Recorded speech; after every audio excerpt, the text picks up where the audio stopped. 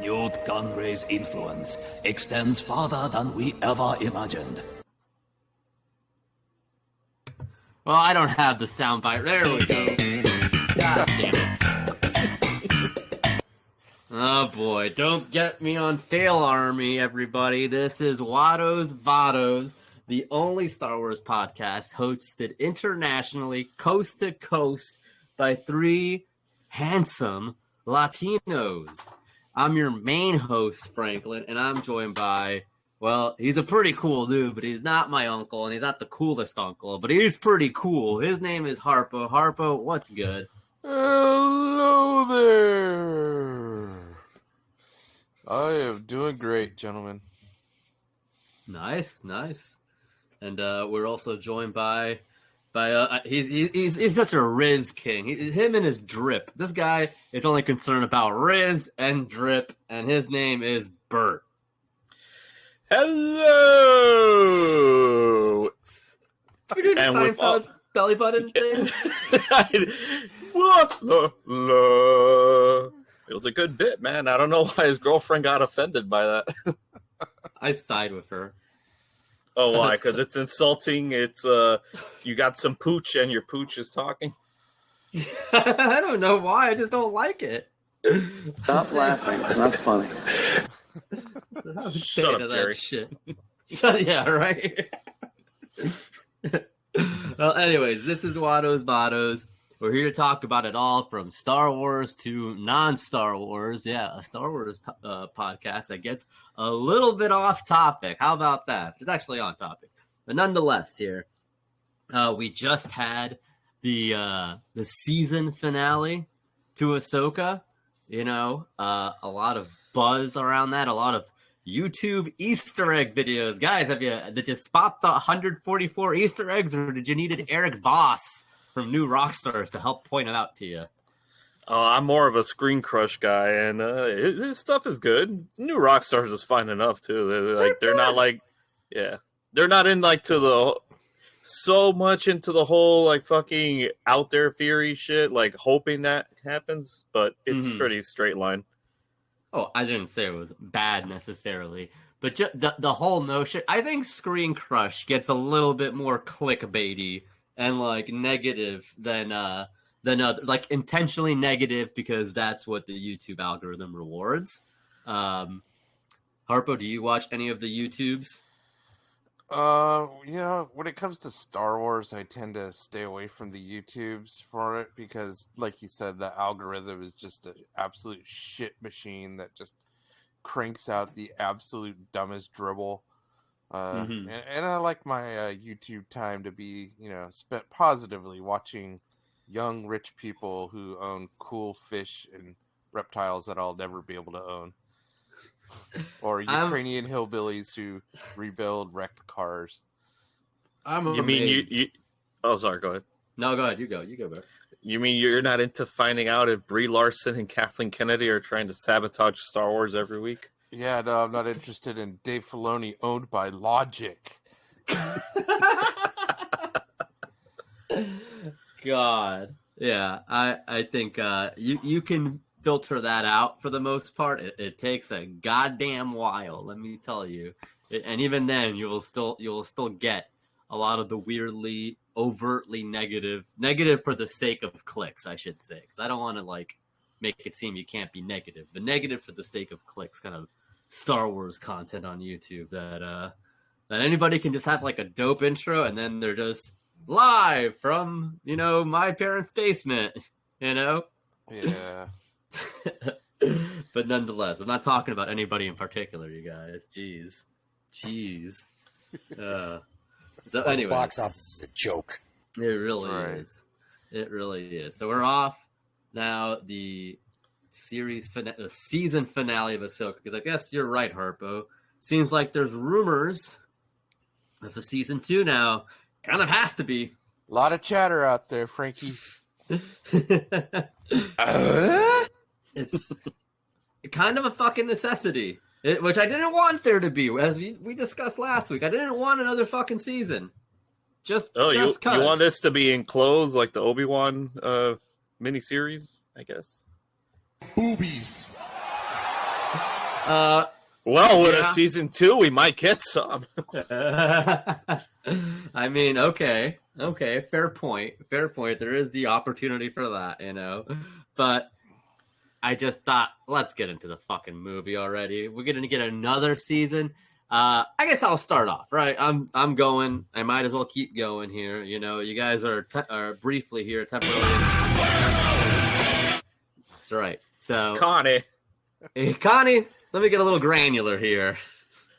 I didn't like it. I did not like the finale, and I love the last episode. That was possibly my favorite. Now I'll have to see and rewatch the whole series and see what the favorite was. But the introduction to the whole series in general was very optimistic, I thought. I loved the introduction, kind of shades of Phantom Menace, and, seeing a bit of the New Republic, kind of seeing things you wanted to see, and, Lothal looked great.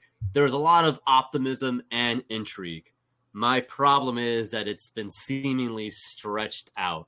And by comparison, you look at something like Attack of the Clones, right? Attack of the Clones, they were on 5 planets. There was, just a lot of mystery and intrigue.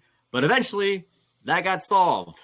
There were still battles. Don't sleep on Attack of the Clones. People claim it's the worst or whatever. Like, it's dope, but it gets to the fucking point. There's, there's a love story. There's a detective type thing. They progress. And in this series in general, it feels like everything is stretched out. And I'll leave it at this. It's a lot of, working within the confines of the, what's the fucking thing they filmed? The volume, right?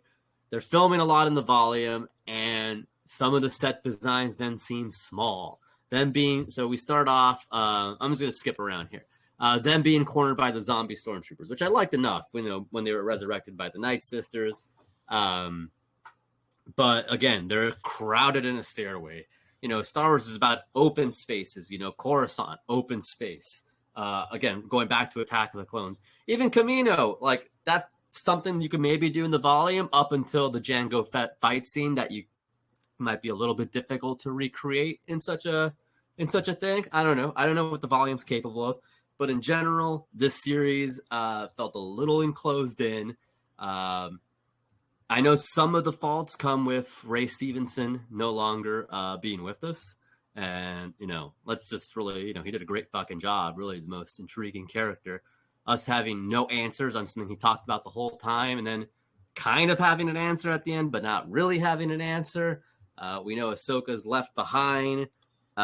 Ezra's back. I mean, this seemingly felt like it could have been done. All this of where they are, this could have been done in like 5 minutes, I felt like. That's what I'm getting at. And we're left with more mystery, and we don't have a season 2 announced. So it's kind of like, this is what we're doing. All right, this is what we're doing. Having another season of this. I don't know. That's where I stand. I can't tell you. I should have watched it a second time, but I was just kind of annoyed the first time watching it that I'm just like, I didn't feel like I got enough of a resolution to feel happy with it. Well, I did watch it a second time, and actually woke up at 3 a.m. and watched it a second time, and then went back to sleep just because I wanted to make sure that my feelings were accurate. Mm-hmm. So in order to adequately convey my thoughts, I'm going to do a little bit of an analogy here, gentlemen, and please just bear with me. It'll get to the point. Mm-hmm. One of my favorite bands is the band Weezer. I have a lot of very warm memories of Weezer, dating all the way back to the mid-90s when your boy was in high school. And it was one of the first bands that my wife and I bonded over when we were dating. I've seen them live quite a bit. My kids enjoy Weezer. So I have this very fond love for the band Weezer. And let's just say, for the sake of argument, that 10 years ago they put out a press release saying that they're breaking up and that, they've explored all their possible roads together. Their story is done. They're just not going to do it anymore. And let's say 10 years go by, and all of a sudden you get this announcement that the band is getting back together. They're doing a reunion tour. They're going on the road, and they're coming to your town. So, first thing I would do is run out and gather up the homies and get tickets. And we go to the show, and right out of the gate, first song, absolute banger, sounds exactly like the album. Second song, another banger, and it just keeps going down the set list, and it's just 2 hours straight of them just absolutely playing their asses off. You're getting to, dip your feet back into that old familiar feeling that you got so many years ago, and it's just a beautiful, wonderful thing. And they leave the stage and come back out for their encore, and they get to that final song of the encore. Come out, they're gonna play "Say It Ain't So," and the first note out of Rivers Cuomo's guitar is a little bit off key, or a little bit, something's not quite tuned right. You go, okay, well, you know what? We're gonna work through this. And then he starts singing, and he's a little off note. And you go, well, it's one song, it'll be fine. And then he starts walking around the stage, and his pants fall down. And you go, oh my God, well, this is not great. Certainly it can't get any worse than this. And then he falls face first on the stage. And you go, oh, Jesus Christ, this has to end now. This possibly cannot be any worse. And then as he plays his final note, a volcano of liquid shit sprays out of his ass cheeks right there on the stage in front of everyone. Is that going to be enough to ruin the entire show for you? No, probably not. Will that ruin the entire show? Probably not. But it will be the thing that you think of the most when you think of the last time you went and saw Weezer live. And folks, that is what I feel about this episode of Ahsoka. It was a shit show. Like, as Franklin so eloquently pointed out, literally nothing has been answered. They somehow managed to take a series and turn it into a vehicle to make me hate Sabine Wren. So we end up with the final score of Ezra is home somehow. He stole a shuttle, presumably. I mean, they didn't tell us that, and they didn't even really show it. But okay, fine. I could live with that. So you got Sabine and Ahsoka are stranded. Shin is now the leader of the scavengers. Baylan Skoll is ?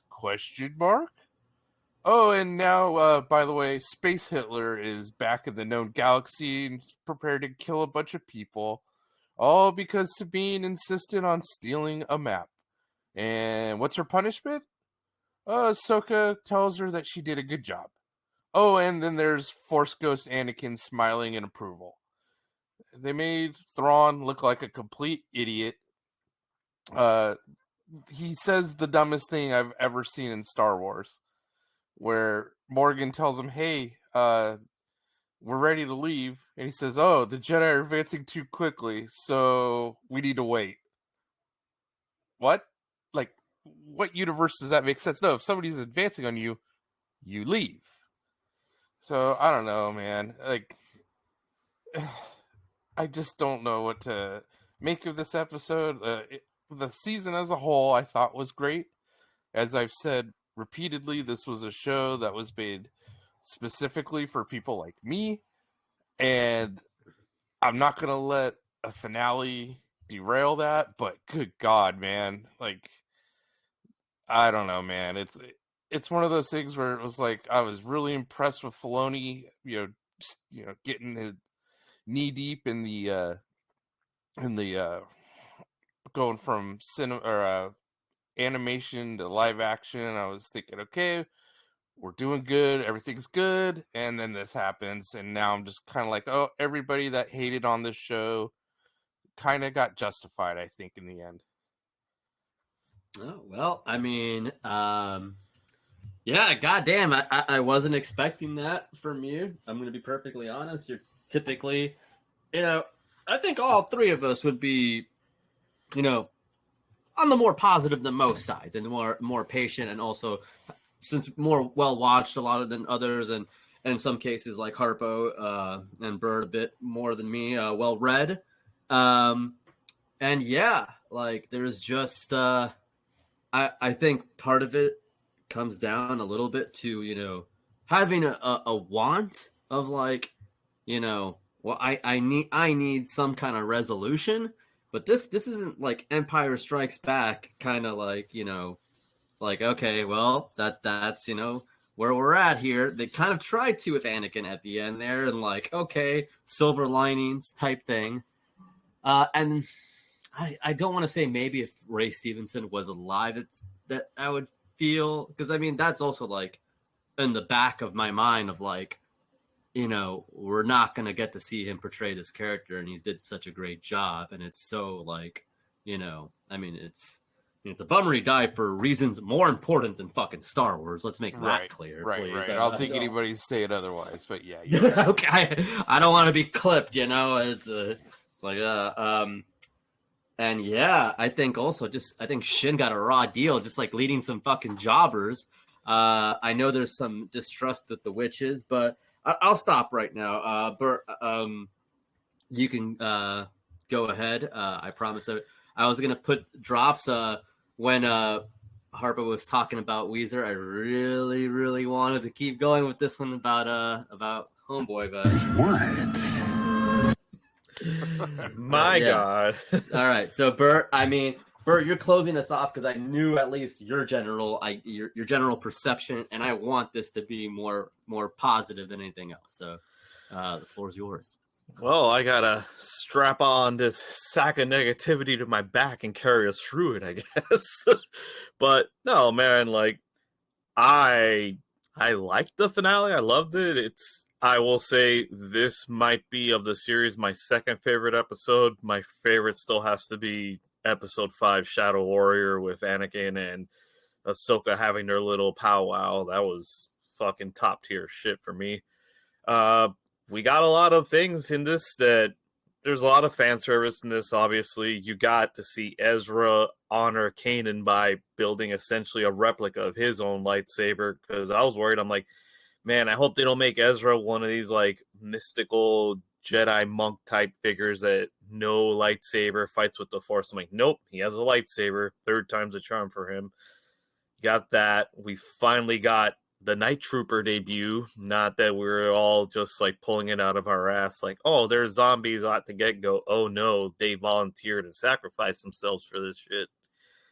We finally got Morgan transferred to full Night Sister spooky status. That was fucking dope. What else did we get? Oh yeah, we got Thrawn to be made a fool of, and obviously show disdain when the Jedi were advancing, as Harpo did not like. But you know, what else? Oh, we got to see, I got a little emotional, you know, the reunion between Hera and Ezra, and there was people online Thank you. There were people complaining online about why didn't Ezra hug Hera or anything, and I'm like, well, this is a military setting. She's a general. He's a Jedi. Show no attachment. I think the teary-eye, faraway glance was enough for them. There's a lot of shock too. That I will defend. Sorry to interrupt, but there's a lot of shock. Like, that doesn't have to be this big emotional embrace. I thought that was one of the very, very best parts of the episode. Like, that was the crescendo. I thought that hit. You know, albeit annoyed of everything, of a lot of other things, that hit. Sorry. Yeah, no, it was dope. Ezra dressing as a night trooper to escape was like his rebel's signature of dressing as like an Imperial to get out of situations. So there's a lot of fan service in this. We got to see what Balin was looking for. It was statues of the Mortis gods. Whether we see them in, if this launches into a season 2 or the Filoni movie, like, that remains to be seen. Whether we get to see live action depictions of the Mortis gods, if they actually did die, or if they're able to resurrect themselves, or if it's a portal for the world between worlds. That's, you know, those are all questions for another day. We'll get the answers, hopefully. I'm hoping.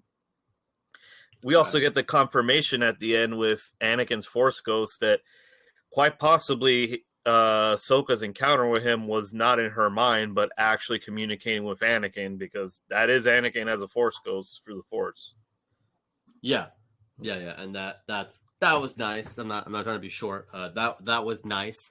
All right, I think what you're bringing up is fair. I mean, I'm not gonna like say you can't enjoy it. Like, there's definitely some. It hit a lot of the notes, right?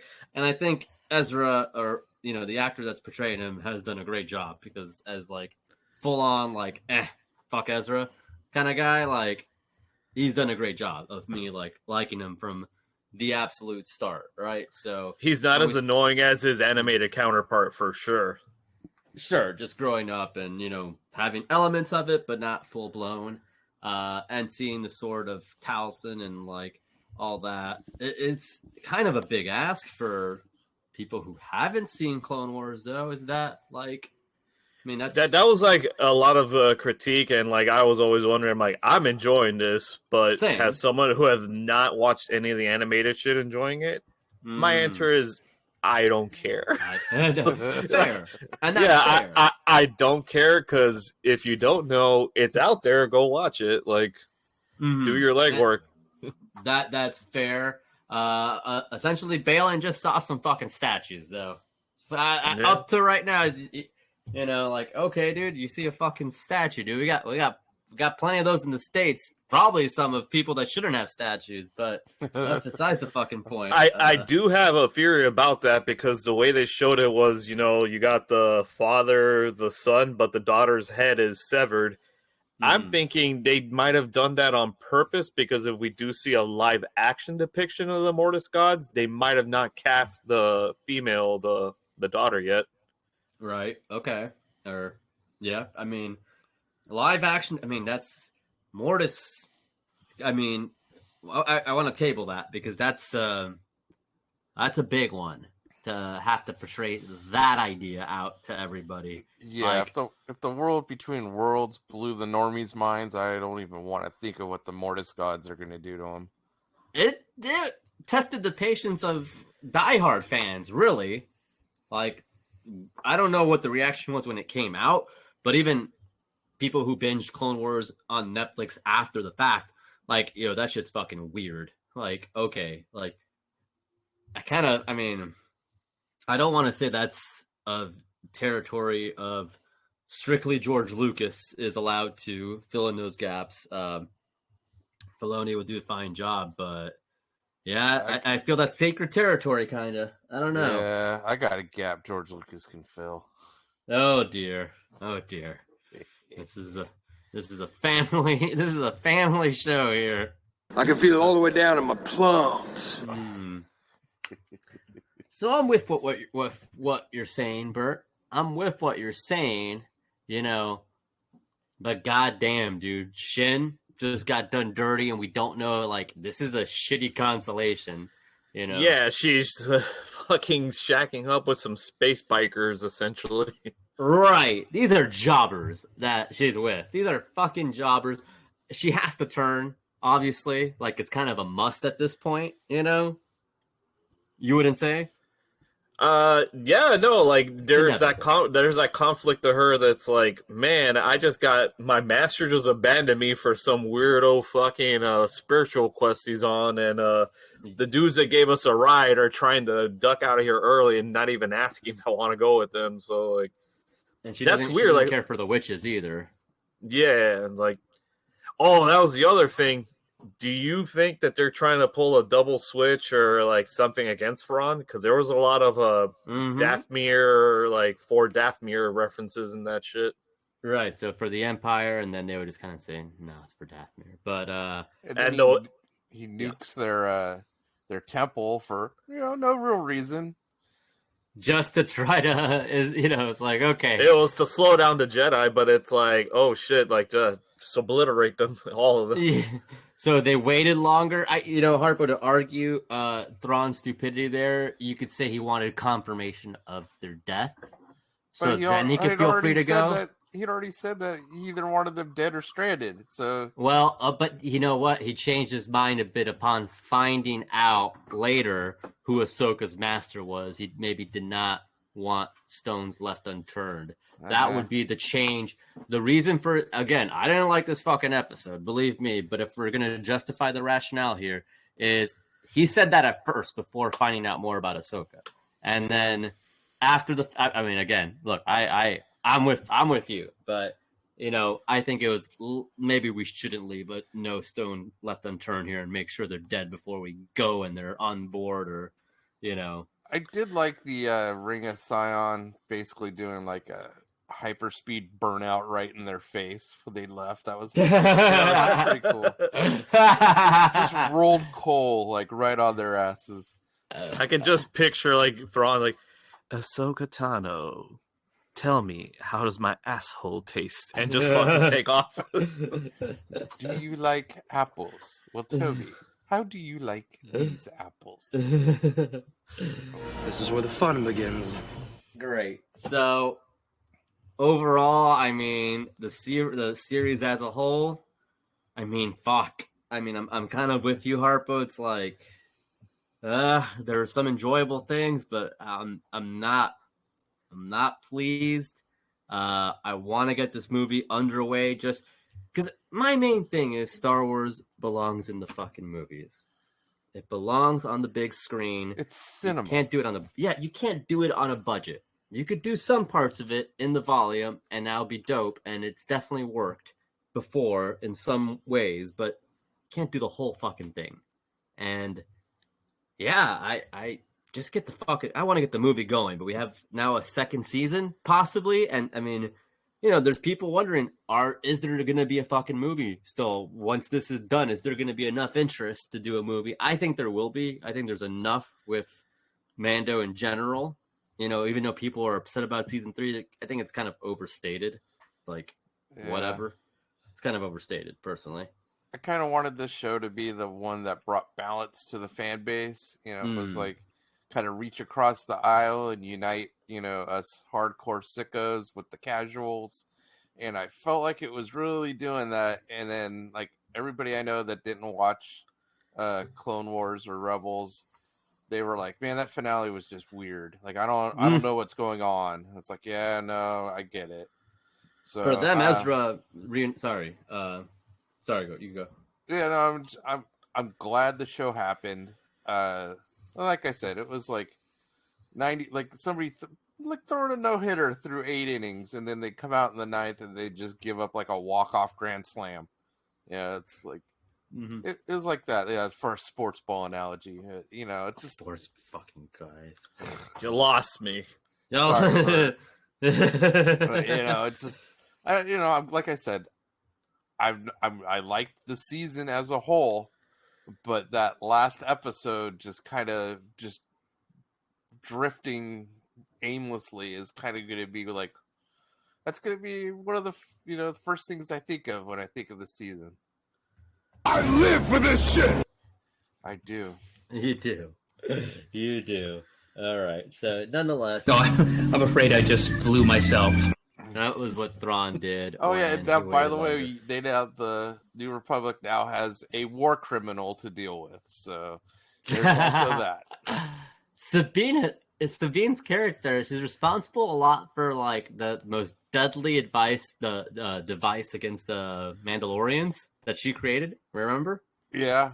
Oh, like, yeah. That could destroy It Beskar. cooks them while they're in their armor. Yeah. God, and now she's responsible for Thrawn. So just a lot of atrocities here, for the Rebels crew. Chopper's not the only war criminal here. This is this season had a distinct lack of Chopper. Like, I feel like yes, they could have easily made him like the BB-8 for this current generation of kids, but no. I think it's tough because their stories went on just 2 different ways. Peridia and still with the New Republic. But yeah, definitely missed out on a lot of Chopper. God. Yeah, I think the politics this season was good. They did a good job with the politics and they're showing the incompetence of the New Republic. But overall, I think Peridia, the planet, wasn't weird enough. I do appreciate the Night Sisters. That overall, talking the season in general, that was a good addition. That explains, how Thrawn would be able to return well enough. But yeah, not satisfied on a whole. So one thing I did like is how us real heads didn't bat an eye at resurrected stormtroopers because we all knew it was coming. Mm-hmm. And meanwhile, the normies are like pulling their hair out, going, "Zombies don't belong in Star Wars." Well, bitch, guess what? They've been there for a long time. You just didn't see it. Mm-hmm. And like they're like griping about that magic doesn't belong in Star Wars. Like, Jedis are wizards, dude. Like, the fuck, man. It's literally been there since day one. We saw a little green man lift a full ass X-wing out of the swamp, fucking 1980, bro. We've seen multiple old white guys shoot lightning out of their hands. Yeah, I think the reanimation of the stormtroopers is not that big of a thing, it's kind of a moot point, I don't know. All right, so moving on. I mean, we kind of covered the series. I don't think I guess what's next is either Andor, Skeleton Crew, or the Acolyte, which might be promising. These are things to look forward to. Did they scrap Rangers of the New Republic? Oh yeah, Jaina did that. Yeah, Jaina scrapped that shit. They also scrapped the what was it? The Rogue Squadron movie? Rogue Squadron. No, Red Squadron. She's not on rollerblades no more. Roller skates. There's no. If you're waiting for that Benioff and Weiss movie trilogy or whatever, and Brian's trilogy, it's all coming, dude. Don't worry. Soon. It's all coming, man. Yeah.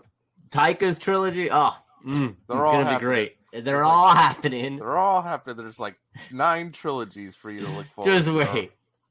Just wait. Fucking Taika's she's like, don't worry. What was the promo material for Free Guy? Or they were just like, he's a fucking genius. Somebody's gonna have it for me. Like, there's like a direct quote from the director of Free Guy, like, he is a freaking genius. And like showing clips of Taika and Free Guy being like, hey, Steven Sequel. Okay. I remember this is the behind the scenes featurette. The behind? Yes, I remember that. Like, this guy's brilliant. It's like he had like a 1-minute cameo or some shit. He's just there, like, kind of like doing his little improv there, and it's like, well, we weren't expecting this guy to do this. Just like, hey, I'll watch anything Taika does because Franklin and I kind of have similar wrestling tastes where we prefer the people who have the potential to either do a move that's going to be something you've never seen before or to fail horribly at doing that same move. So I feel like Taika's kind of like that, where it's like his films are going to either be amazing or it's going to be an absolute shit show. I think there's some wrestlers who fall on that. I kind of want to start putting Angelico in there. Is he? I don't know if he's worthy enough for that yet, but I mean, getting there for sure. He's kind of in a jobber status though. Brother Zay is the guy that. Yes, he was like one of the. He's on our route. Him and Mark Quinn are on our Mount Rushmore of this kind of wrestler. Yeah. I mean, like, it's a bit like, I don't want to say Sabu is kind of a prototype of it. It's kind of a shade off because Sabu is in and of himself like just a force of nature. Yeah, so he would have been entertaining without it, but like these people would not. Right. Yeah. Exactly. There's potential for. Is Nia Jax, but like she's more injury type though. Yeah, no, but Shotzi Blackheart is for sure. Shotzi will do like a dot, like yeah. I like that. Oh, we gotta give our flowers to the Sandman. He was like that too. Sandman definitely fell under that realm where it wasn't it wasn't pretty wrestling, but there's like he was either gonna fuck up real bad or do something that was pretty sweet. Yeah. and it might still look like shit. It's kind of that same. Yeah, it's a difficult mold. It's a difficult mold. There's definitely some like jobbers on on AW Dark RIP that fall under that. Maybe they're in Ring of Honor now. All right, so moving on here. Harpo, you were recently on the road, weren't you? That's right. On Wednesday, friend of the show, Howard. That's too obvious. Call him something Uncle, else. our dear friend Uncle Howard. We made the hour and change drive down I-5 to the wonderful, humble city of Stockton, California, to watch some AEW, and we were treated to a pretty damn good show, I must say. We had some good seats. Cut off, leaving his ears ring. We had some good floor seats. I think we were probably like 6 or 7 rows back. Like we were right by the crane camera that kind of like pans the crowd.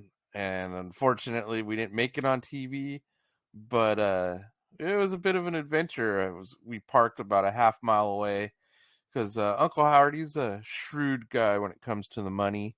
You know, he knows money. It takes money to make money, so he saves money by not paying for parking, which I respect. Ah! Okay, So, I like hearing this. So we parked about a half mile away. It was no big deal. It was actually. Sorry, Harpo. What would the equivalent of that be for me and Bert, dude? Like Bert, like what would be the equivalent of that if we're seeing the show by like parking like half mile away? What the fuck? Yeah, that's like when if you go to like Marlins Park in like the middle of like outskirts of downtown Miami, you would park instead of in the garage off to the lower blocks in front of someone's house for like half price. Yeah, some old Cuban might piss on your fucking on the fucking door of your car though. So good luck with that. That's all right. Well, but sorry, Harpo. Yeah, we got lucky because we parked. There's like literally a park that's like half a mile from there, and we just it's like a square that's surrounded by parking all the way around it. And Howard's like, "Oh, we'll just park here." Well, we didn't read the sign, and we got really lucky because according to the sign, any cars left there an hour past dusk will be towed. And we got out of that show, and it was dark as hell, and I don't know when the sun went down. But I digress. Wow, that's a fucking classic move by him. Oh my god. Well, someone didn't stay for the ROH tapings, obviously. Oh, we'll get to that. So as we're walking to the arena, like keep in mind, we're still like Stockton is a very unique place. I'll just say that it's back when the housing bubble popped, it was the #1 most adversely affected city as far as tumbling house prices went, and it took a lot of people down with it. Stockton's been through some rough times, but they have themselves a very nice 12,000 seat arena, and right next to it is the minor league baseball stadium for the A's single A team. You know, they've got lots of chili dogs, and let's just they've made the best of it, and their stadium or their arena there that they host the Kings G League affiliate, the Stockton Kings, and they also have a minor league hockey team. So Stockton, they've got their charm. They also have a dark underbelly, and as we were at the crosswalk getting ready to go get ourselves some cold brewskis and watch some man slam, and there's this guy in the turn lane that was like yelling at himself, and he turns on his right turn signal. We're like, what the fuck is this guy doing? He's trying to cut across 3 lanes against a red light, mind you. He gets about halfway out the intersection and then just changes his mind and yells, fuck! And does a U-turn against a red light, all of this, and then almost comes up on the curb and just drives right by us and is staring us down the whole time. I was like, what in the fuck? Sorry. Oh my, that's fucking scary. So Uncle Howard goes, Meth or Stockton, you make the call. God damn. So we got off to a roaring start. We get into the arena, we go find our seats, and then we decide, hey, we need to go pound a cold one because we're going to be here a while. So we go out to the concourse, and we find a little booth that sells Trulies. And so we both got a I wouldn't say ice cold because they had just been put into the ice. So a moderately cold, double-sized Truly. And What a sick joke! yeah, I know. If we would have come back like 5 minutes later, they would have been perfect. But we just had... Slick, pop a beer and everything seems twice as good. So we pounded that and went back in, and we were treated to a pretty damn good show. Probably the most jobberific tag match or dark match I've ever seen in my life was the Dark Order versus the absolutely not thrown together, totally meant to do this trios team of Brandon Cutler, Matt Sydal, and Colt Cabana. A match made in heaven. And they were all wearing gear that was color matched to Brandon Cutler's jumpsuit. Okay, so there was some planning there of sorts. Wait, wasn't Brandon Cutler part of the Righteous for a little bit? No. Oh my God, Bert. No, Stu Grayson was. Sorry. Dark Yes, Order. you're right. You're right. They're both White-bearded bald, guy. man. I don't fucking know. Bald and bearded. Yeah. That's a fucking lot, you know. That's fair enough. So that was the opener, and Tony Khan came out like 3 times and addressed the crowd. It was pretty cool. And Stop the baloney, huh? their Uncle Howard and I were rocking the neck strong neck bands or neck braces, and I think there was only one other person in the arena that was also wearing a neck brace. So as always, we were trendsetters. And when the Roddy segment aired, everyone in our section was like, oh shit, those guys are wearing neck braces. And as soon as that segment was over, we took that shit off because it was fucking hot. Yeah, well done. So yeah, that was great. Tony Storm, the timeless Tony Storm. That was a very athletic match. Yeah, I bet. It was a very it was a chess game, a physical chess game between two geniuses, and whose minds we greatly appreciated. And so we also had sitting behind us a row of the worst possible crowd comedians. Like, nothing they said was funny, and they said it directly into our ears. Can you give us a sample? Is there anything that comes to mind of just like, hey, John Silver, oh, hey, buddy, you're too short. Like, what shit did they say? It was like, hey, Johnny Hungy, your arms are not proportionate to the rest of your body. It's like, yeah, dude, no shit. It's like, everybody knows this. You could look at the man and tell that. Like, but we also, as with the Force, as there's a dark side, but there was also a light side, because there was a delightful teenage boy that was sitting like 2 rows ahead of us, who was handicapped, who was having the time of his life, and he would turn around and high five us. He was like totally into the show. And at one point, he just yells out, the arena's dead quiet. He just yells, "Kick him in the butt!" And like everybody just died laughing. Hell yeah. He like he was singing along to Judas with us. He was singing Edge's theme song with us. That dude was the MVP of the show. And afterwards, like we could not stop talking about that kid. We're like, nobody in that building had more fun than him. Like, he was having the time of his life. That's awesome, because that's who should be like teenagers, kids, like they should be enjoying this bullshit the most. Exactly. Yeah, and he got to go fucking neckbeards, They took like every time like a wrestler would come down, like they would take him, like I think it was his dad or whoever he was there with, would take him up to the rail, and he'd get pictures with all the wrestlers. I was like, all right, that kid is going to remember tonight for the rest of his life. And yeah, so we didn't get the righteous, unfortunately. No!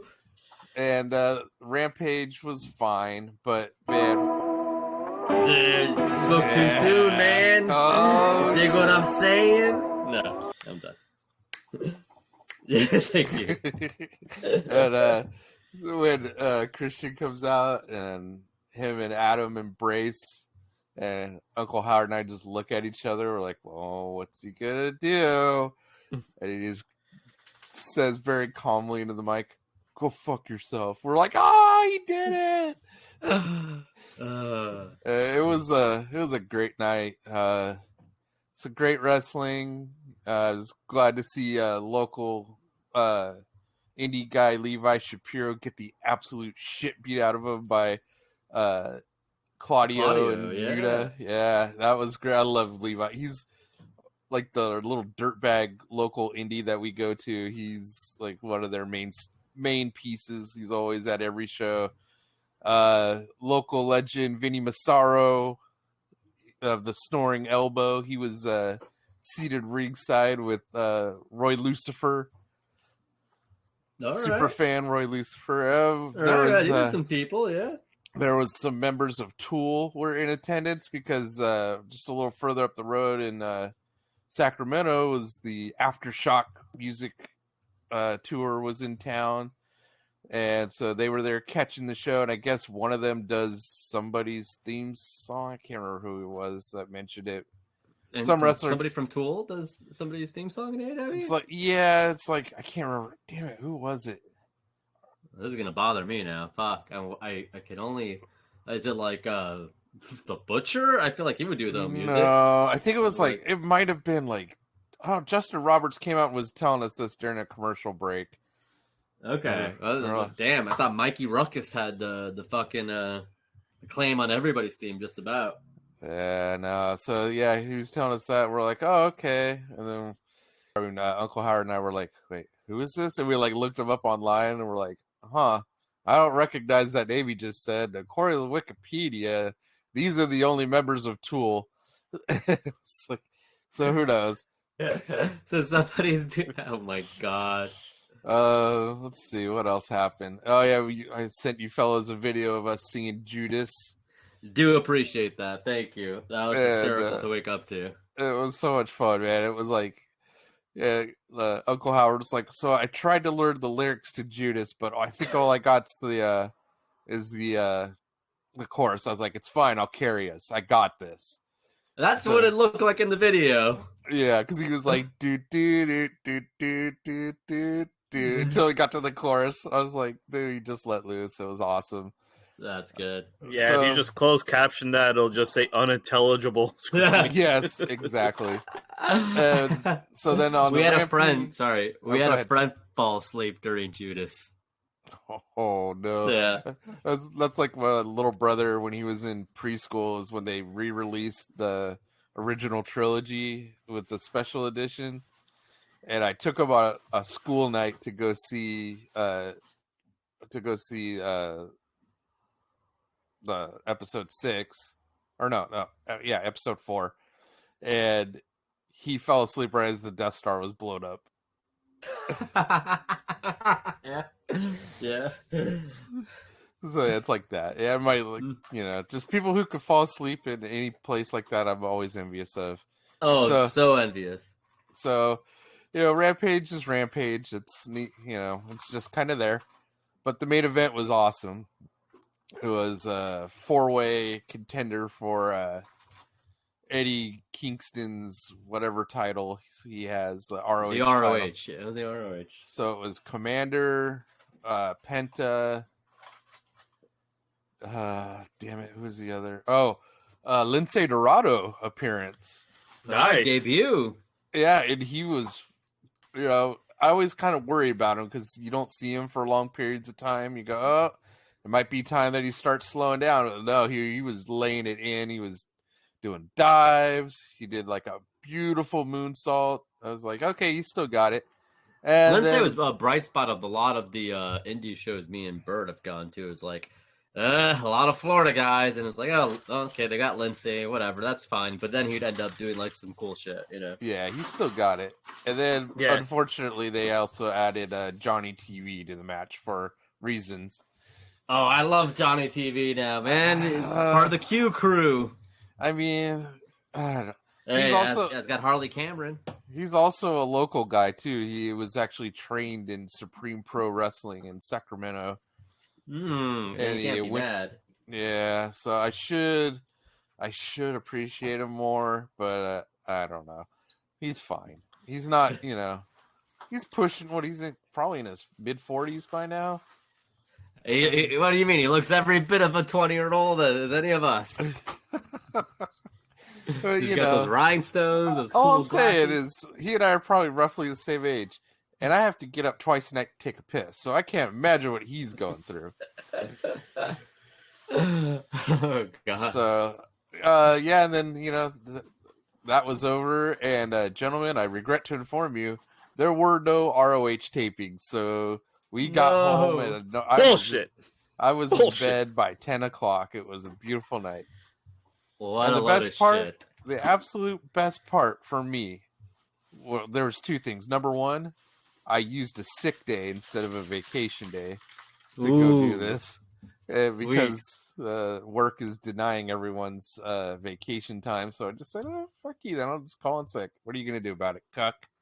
And the absolute topper to the evening is Uncle Howard and I we're walking out, like, Stockton has these like hot dog carts that just pop up randomly that serve Mexican hot dogs, for like these gigantic hot dogs that are wrapped in bacon, and they cook all the veggies right there in front of you. And we're like, oh man, we should totally get one of those. But I was like, nah, let's just get home.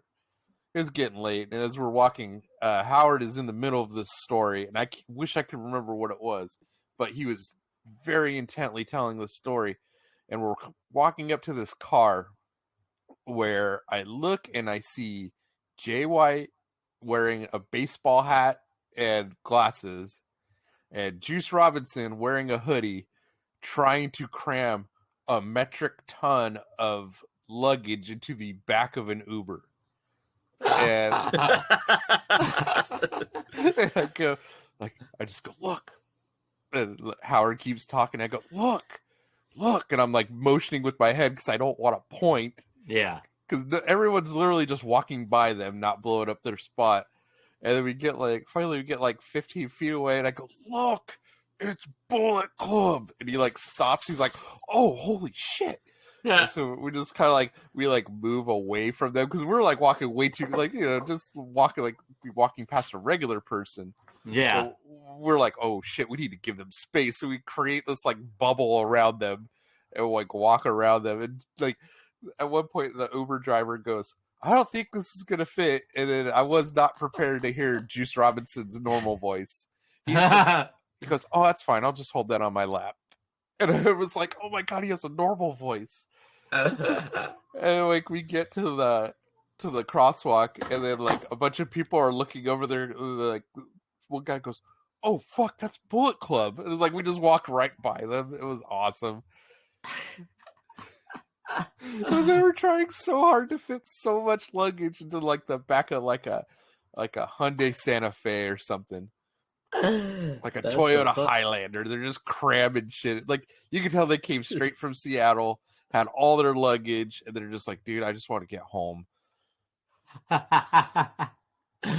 Poor guys, it's a lot of gear, I don't know. You just gotta find ways to minimize that shit, Yeah. So the big Unk and I were looking at the calendar, seeing what our next show could be, and about an hour away on the 29th is a lucha show that is headlined by Jacob Fatu and Andrade teaming up against LA Park and LA Park Jr.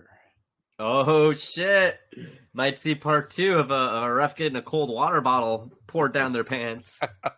Yo, LA Park is like super stiff, like on these shows, man. I don't get it. Yeah, he's fucking wide too. And there is no way in hell that Jacob Fatu or Andrade are willing to take that pin. Fuck no. Fuck no. Okay, it's a 3-way? No, it's a tag match. Oh, it's a tag match. Okay. Fatu and Andrade versus LA Park and LA Park Jr. and El Hijo del LA Park is also on the card. Okay. Harpo, do you get LA Park a lot over there? No, I would say maybe once every 2 or 3 years. Because I'm curious, frankly, you remember when we saw him? He pointed at his crotch a lot, I feel, right? Yeah, he was pointing directly at his dick a lot throughout that MLW show we went to. Like, he wanted to bring focus to that shit. Like, he kept he doing pointed it so much, like he was upset at someone. Yeah, like there was, I don't know. I mean, it's essentially saying "suck my dick," right? Like that's essentially, yeah. Bless him. Well, the last time Howard saw him live, he got canceled. So who knows? I remember that. Got canceled by a bunch of nerds from Bungie. We're just not happy that he like beat up a ref, right? Yeah, and he had like what was it? Their shirt. He said like Howard said they had like they made their own shirts that were fashioned after a Bullet Club that just said Bungie Club. I was like, oh fuck those guys, fucking nerds. I'm not familiar with them, but they're doing a company that made Halo. Okay. Oh, Bungie game developer, gotcha. Yeah, a bunch of fucking nerds. Got LA Park canceled from Defy. Wow. He won't work in front of 200 strong in Seattle no more. Yeah. Back to Triple Mania for him. Oh, I did like that some of our predictions of Wrestle Dream came true. Yeah, the Edge. Yeah, 3 E's. 3 E's, the Edge. Hell yeah, Luke. Brian didn't get hurt. No. Yeah, we called it. We called it the righteous one, sort of. From a certain point of view. They got a payday. That's a win for them. Hey, hell yeah, brother. Oh man, Shibata taking power bombs. I don't ever need to see that again. Like no. I can't. Every time he takes a bump, he only took 4 bumps in that match. I was counting, and every time he took a bump, I just cringed. I'm like, I don't think I'll ever get past that. Why do all the ROH titles? I like the design, but they all look the same. They're all identical. They're all silver, so you know it's second class. Right. They're silver and roughly the same size too. The World Championship is slightly bigger, but like you need a magnifying glass to like really like. There's no difference, none. Joe's title might as well be the world title. I did like the Kingpin Joe promo that they showed, where he's just like having a Don Draper, smoking a cigar. I was like, oh, that's cool. He wasn't wearing a tie, so you know he's not uptight. Yeah. So, Harpo, I don't know if like it came on your guys' end because it was live, but we got to see the Roddy and Adam Cole promo twice on TV. Oh yeah, the first time without sound. We got sound, like I could hear the sound, but it sounded like they were playing what the live audience was hearing because we could hear reactions. Yeah, Justin Roberts came out and was explaining that to us. So he's like, "Hey, anybody from Stockton?" Just like working the crowd. He's like reading people's signs. It's like, "Oh, okay, John 3:16. All right," and then they're like, "Oh, look." Leviticus. Oh, another Bible verse. Oh. There was a guy that had a shirt that said "Jesus is coming soon," and like we're walking by him, and I heard some guy go, "Hey, motherfucker, you've been saying that shit for 2,000 years." It's like, fuck, at this point, man, call it in, man. You're doing that Jesus, he's coming kind of stuff. What a liberty, like to just have the afternoon off to be able to do that. It was just a wild crowd, man. It was like there was like the Hobbs beatdown of Omega happened right by us, But before we could even get out of our seats, like 50,000 chuds crowded the rail. Naturally. That was our shot. That was our chance. Well, what about when Wardlow left through the fans? That was on the other side, unfortunately. Telling Howard to go right behind him. Said, it's okay. I'm his friend. Dude, our seats were awesome. It was like they look good. You guys have some dope seats. Can you imagine that? Security stops him like, "Hey, I'm with Wardlow, man. I'm his buddy. Make sure he's okay. He looks upset." Look, do you want to piss off Wardlow? Because if not, you need to let me back there. That was so awesome to see him just absolutely murder Griff Garrison, who, as Franklin pointed out in the chat, making his 2023 debut in October. Hell yeah. Wasn't injured. It's like, the commentator's like, we've seen a lot of him in ROH lately. It's like, oh. He reeks of Pillman. You could see, he was the only one from that stable that, when Julia left the House of Black, he's like, fuck, I'm stuck with this guy. And then they released Brian Pillman. He's like, damn it, now I'm really fucked. This ain't good. Oh, no more Letterman's jacket either. He's lost his spirit. He's lost his varsity spot. Wait, they were cucked, right? They lost the varsity name. Yeah, because Julia was a legit cheerleader, and those two dorks didn't do anything. Well, yeah, Pillman never played no sports, but they lost the varsity name to a jobber tag team of Tony Nese and Josh Woods. Oh yeah, the varsity athletes. So they took their name. It was Tony Nese, and who was the other guy? I think it was Josh Alexander or Josh Woods. Yeah, yes, not Josh Alexander. That's another jobber guy. Not James Woods. No, no, not James Earl Jones. No. Man. I mean, not much. I think Full Gear's coming up. You're not going to go to the Kia Forum for that? No, we shall not. No, fair enough. That's a long drive, dude. That's in LA. That's conservatively speaking, probably an 8 or 9 hour drive.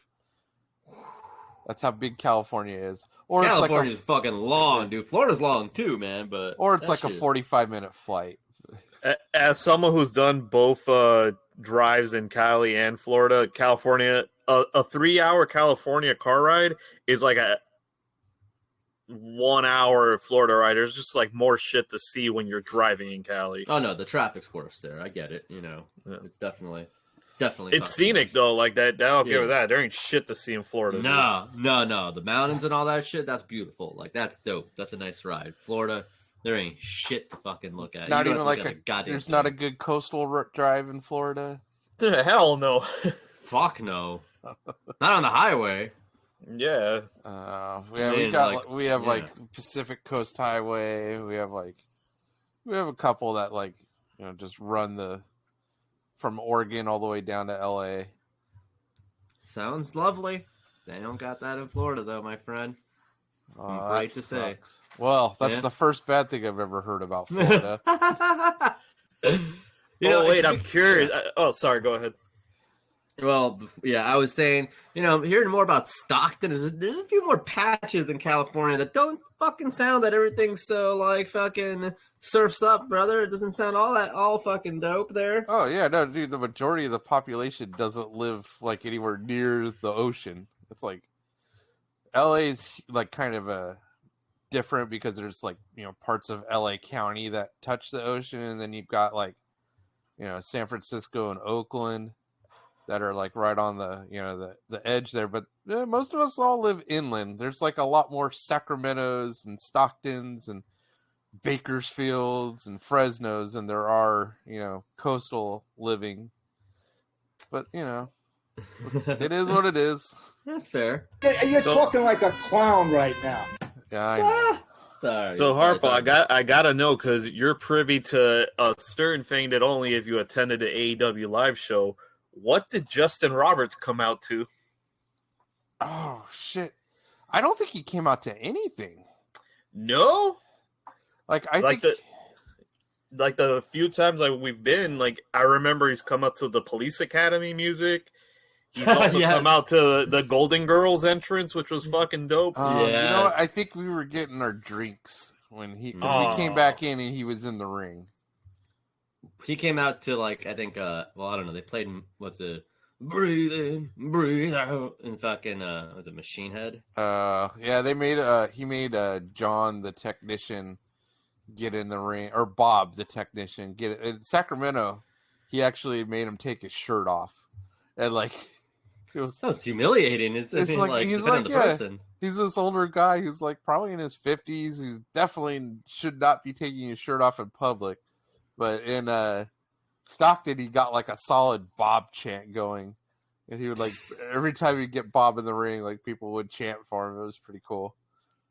And you see, like, little shit like that humanizes wrestling is why AEW Live is a completely different experience than WWE Live, man. Totally.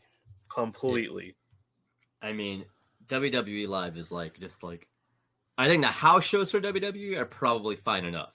I think those are probably more or less good. I mean, it's not, but the TV like for a Raw or SmackDown, that shit's fucking painful. That shit's fucking painful. That feels like being a studio audience. Yeah, no, it's just like so homogenized and like it's like a conveyor belt. Yeah, it's just like they're just Sorry. yeah, no, it's like what Howard and I think it was a couple years ago, we went, I think it was a Raw taping, and it was like right before they were going to go to Saudi Arabia for one of their Blood Money shows.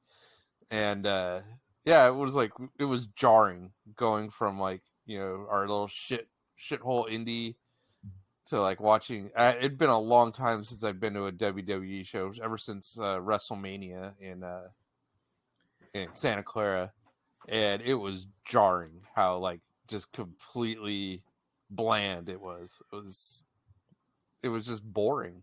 It was just boring. Like that was the same for our SmackDown, bro. We did have Ricochet and Sami Zayn, but it was like a TV match. Like it was fun, and then it like that. After that, it was like nothing. I think there's like Ridge Holland had a fucking match. There's like there's like some weird propaganda video of like Miz going with his dad to like play golf or something like that. Do you remember that? Yes. And it was one of those bait and switch things for TV where they're like, oh, Ronda Rousey makes her SmackDown return, and it was like the most boring shit, like a tag or something. It was a squash. It was her against Shayna Baszler, and I don't remember much of it. I mean, I don't remember shit aside from Ricochet and Sammy putting in some work. I remember New Day was like got a jobber entrance situation, and now they got the entrance where they cut to commercial like as soon as they get to the ring, and they didn't do a fucking thing. New Day, who can work a crowd, didn't do anything during the commercial break. It was they destroyed the car of like the British blokes. The British Bruisers? The Brawling Brutes. Brawling Brutes. We all said three different things that could have all been true. Yeah, Brutes is right. When Howard and I went, since it was right before the Saudi Arabia show, they were like, oh shit, we got to start all these guys that the Saudis want to see. So it was like Mustafa Ali hadn't been on TV in months, and all of a sudden he was in like the main event, and it was like anybody that was Middle Eastern or Indian was all of a sudden on TV. I don't get WWE. The cruelest thing they did to us was R-Truth's music hits. No. And he comes out on stage. I was like, oh shit, we're going to get to scream what's up. Before it gets to the lyrics, they cut his music. And he didn't even wrestle. He sent somebody else out to wrestle for him because he said he was hurt. You poor soul. Soul. You so what are they gonna do for the Saudi shows now that they released Mansoor and they released Ali? Like, no, they want Yokozuna. They want fucking Luger, Cain Velasquez again. I love how they had to explain to them that actually half these people are dead. One of these guys is in a wheelchair. What about that TKO guy that on the podcast wanted Test to come back? Oh, that was Bill Simmons. That was Bill Simmons. Oh actually. shit! Yeah. Yeah, Yeah, Bill he- Simmons. Who should know better? Bill Simmons is wrong about so much shit. He should be used to it by now. He's like, hey, why don't you get Stephanie hook over with Test? And it's like, oh, Test is he passed away. It's like, oh, You know what that tells you? Like he hasn't watched the product since that storyline was on TV. Oh God, Bill Simmons. I got no heat with him though. He's shouted out night openings before, so no heat. Even though he's a Boston guy, so he's a dum-dum. Nonetheless. All right, so do we have anything else for a final segment, guys? Or No, I think we're good. you think we're good? Well done. I didn't check your notes beforehand. I apologize. Oh, we had the Loki premiere. Okay, I mean quickly. I have not watched it. Spoiler alert. So I will go Okay. on mute. Okay, Yeah. no. That's It was fine. I'll just say it yeah. was fine. That's fine. I'll just leave it at that too. It was dope. Like I ain't mad at it. I'm glad it's back. I'm glad it's back too. It definitely needed. Yeah. All right. Well then, in that case, if there's no parting words, there's nobody has any parting words. Bert, Harpo, Tip your mailman tip your mailman. I like that. and your mechanic. That's right. Victory! And the unemployed.